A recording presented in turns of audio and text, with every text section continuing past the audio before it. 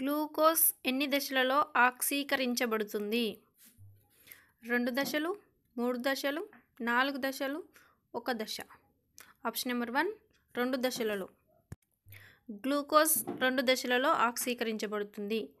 Glucose అణువు ఆక్సీకరించబడినప్పుడు మొదటి దశలో ఏర్పడే ఆమ్లం ఏది? పైరువిక్ ఆమ్లం, లాక్టిక్ ఆమ్లం, fructose, sucrose. The correct answer is pyruvic ఆమ్లం.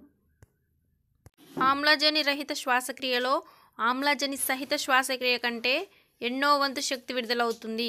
10, 20, 30, 40. Correct answer 10.